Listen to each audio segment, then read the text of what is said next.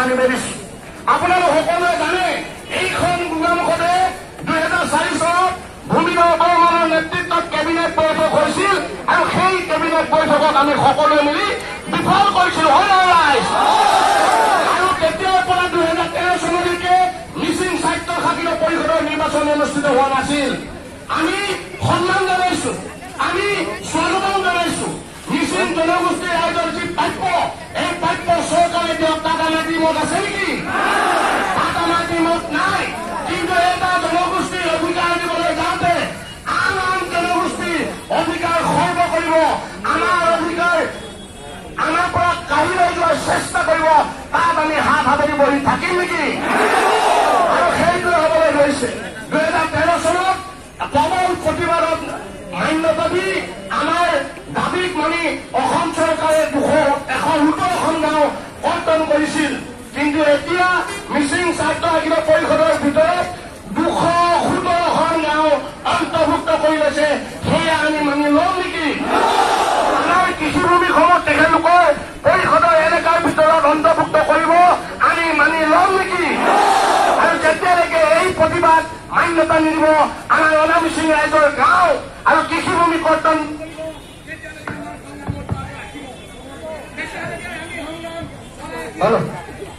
আমাৰ এক কথা স্পষ্ট কথা, মিচিং সাহিত্য শাসিত পৰিষদৰ এলেকাৰ পৰা অনামিচিং ৰাইজৰ গাঁও আৰু কৃষিভূমি কৰ্তন কৰিবই লাগিব।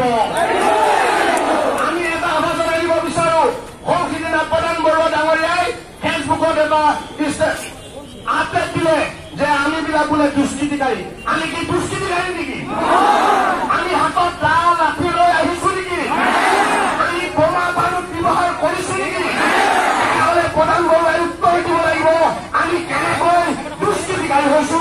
প্ৰধান বৰুৱাই তাৰ উত্তৰ দিব লাগিব। আমাৰ অনামিচিং ৰাইজক শান্ত কৰি ৰাখিব পাৰিব।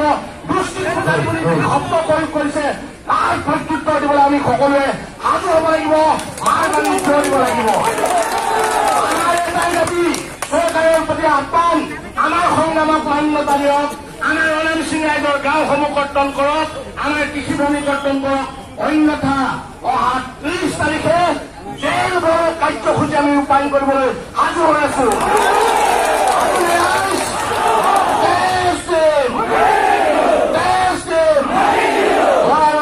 নকৰো, মূল কথাখিনি কৈছো, আমাৰ মাটি, আমাৰ ঘৰ কৰ্তন কৰিবই লাগিব।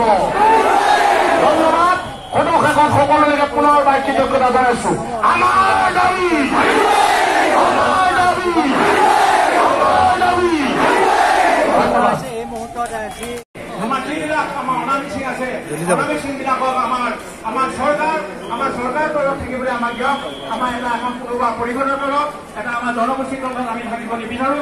সেয়েহে আমি সৰুপিনৰ মাজত আমাৰ মৌলিক অধিকাৰ আছে, আমি মৌলিক অধিকাৰ অন্তৰ্ভুক্ত নাথাকো বুলি প্ৰতিবাদ কৰাৰ পাছত আমি 13 চনলৈকে প্ৰতিবাদ কৰি 13 চনত যিখন খচৰা প্ৰকাশ কৰিছিলে, সেই খচৰাত 117খন গাঁও হৈছিলে। আপোনালোকে বহি দিয়কচোন, তাৰ পাছত বহি দিয়ক। উচ্চ ন্যায়ালয়ত গোচৰ ৰুজু কৰিছে। আমাৰ বেলেগ 2019 চনত প্ৰশাসনে মাতি বাৰে বাৰে আমাৰ হাবিগিৰত বহি দিয়ক, অন্যকে বহি দিয়ক, পুনৰ খচৰা প্ৰকাশ কৰিলে আৰু তেতিয়া প্ৰতিবাদ কৰিছিলো। কিন্তু আমি বাৰে বাৰে অকল প্ৰতিবাদ কৰিয়ে থাকিম নেকি? আমাক কিয় তেওঁলোকে আমাৰ অধিকাৰৰ পৰা খৰ্ব কৰিব বিচাৰিছে, আমাক বঞ্চিত কৰিব বিচাৰিছে? আমাৰ কি কাম নাই নেকি? আমি কি তেওঁলোকৰ আমি দাসত্ব সাধিব লাগিব নেকি? গতিকে আমি সকীয়াই দিছো, তেওঁলোকে আমাক নহুনাকৈ আমাৰ অনামিচিং গাঁও হ'ব তেওঁলোকে অসাংবিধানিকভাৱে অন্তৰ্ভুক্ত কৰা আমি তীব্ৰ প্ৰতিবাদ জনাইছো। আৰু যদি তেওঁলোকে অতি শীঘ্ৰে আমাৰ গাঁওসমূহ কৰ্তন নকৰে, তেতিয়াহ'লে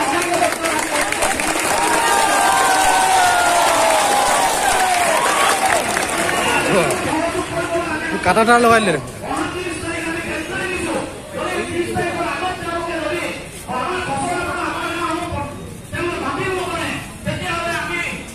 কাটাটাৰ লগাই দিছে।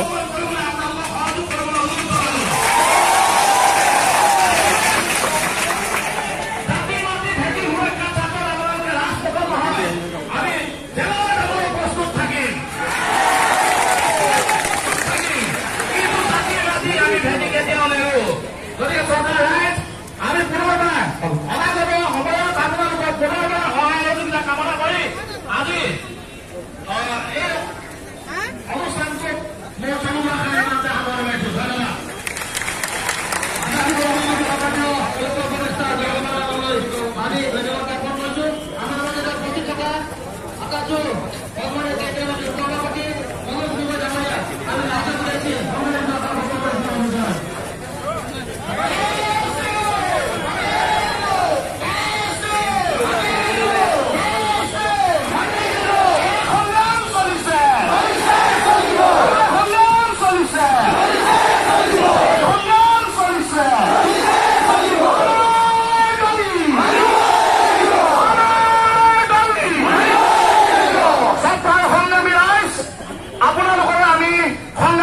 অভিনন্দন জ্ঞাপন কৰিছো আৰু কৃতজ্ঞতা জনাইছো। চৰকাৰে তেখেতলোকক সন্তুষ্ট কৰিবলৈ গৈ আমাৰ 8-9টা জনগোষ্ঠীক তেখেতলোকক আহোম আমি সকলোৱে আমি খিলঞ্জীয়া জাতি আমি আজি 1228ৰ পৰা 1240ৰ পৰা আমি 600 বছৰ ৰাজত্ব কৰা আমাৰ আহোমে আমি সেই মানুহবিলাক আজি আমি নিষ্ক্ৰিয় আমি খেতি মাটি আমাৰ নাইকিয়া হৈ গৈছে। আমি খিলঞ্জীয়াৰ পৰা আমি বঞ্চিত হৈ মতামত গ্ৰহণ নকৰাকৈ প্ৰকাশ কৰা তালিকা এক গ্ৰহণযোগ্য নহয়। 2 নম্বৰ, এই সীমা নিৰ্ধাৰণৰ প্ৰক্ৰিয়াত বৰ্তমান গাঁওসমূহৰ ভৌগোলিক সামাজিক আৰু সাংস্কৃতিক পৰিৱেশৰ আঘাত সানিব। ই ভৱিষ্যতে নিৰ্ধাৰিত অঞ্চলসমূহৰ জনসাধাৰণৰ ৰাজনৈতিক অধিকাৰ খৰ্ব কৰিব। 3, এই সীমা নিৰ্ধাৰণে অঞ্চলসমূহৰ জনসাধাৰণৰ সম্পদ অধিকাৰ খৰ্ব কৰিব। 4, এই প্ৰস্তাৱিত সীমা নিৰ্ধাৰণৰ তালিকাখন স্বচ্ছতাৰ অভাৱে তালিকাখনৰ পৰামৰ্শত মূলকভাৱে প্ৰস্তাৱিত আৰু কেৱল এক নিৰ্দিষ্ট জনগোষ্ঠীৰ প্ৰতিনিধিত্বমূলক লক্ষ্যৰে বেছিক দায়িত্ব সাধিত পৰিষদৰ মূল এলেকাত অনামসী গাঁওসমূহ অন্তৰ্ভুক্ত কৰাৰ এটা নথিয়ে ষড়যন্ত্ৰ। দাবীসমূহ, এই স্মাৰকপত্ৰৰ জৰিয়তে তলত উল্লেখিত দাবীসমূহ আপোনাৰ অৱগত কৰিম।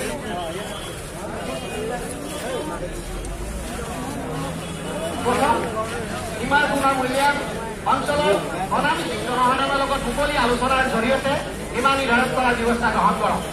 দ্বিতীয়, সীমা নিৰ্ধাৰণ প্ৰক্ৰিয়া চলিতাৰে এই সীমা নিৰ্ধাৰণ প্ৰক্ৰিয়া অধিক স্বচ্ছ আৰু আগ্ৰহপূৰ্ণ নোহোৱালৈকে স্থগিত ৰখাৰ ব্যৱস্থা গ্ৰহণ কৰক। মহোদয়, এই স্মাৰকপত্ৰৰ জৰিয়তে আপোনাক অৱগত কৰা আমাৰ শংকা আৰু দাবীসমূহ পুনৰ ক্ষেত্ৰত সুপদক্ষেপ গ্ৰহণ কৰাৰ ক্ষেত্ৰত লগতে সুবিধা পৰামৰ্শ আন্তৰিকতাৰে কামনা কৰিলো। শ্ৰদ্ধাৰে অনামসী ঐক্যমঞ্চ গোলামঘৰ হৈ মুখ্য আহ্বায়ক সভাপতি সম্পাদক আমাৰ মাজত আছে। বিভিন্ন জাতি জনগোষ্ঠীয় বিষয়ববী আগত ধেমাজি অনামসী সুৰক্ষা সমিতি, চিলাপথাৰ কেন্দ্ৰীয় জনগোষ্ঠীয় সুৰক্ষা সমিতি, বৃহত্তৰ মাছখোৱা অনামসী সুৰক্ষা সমিতি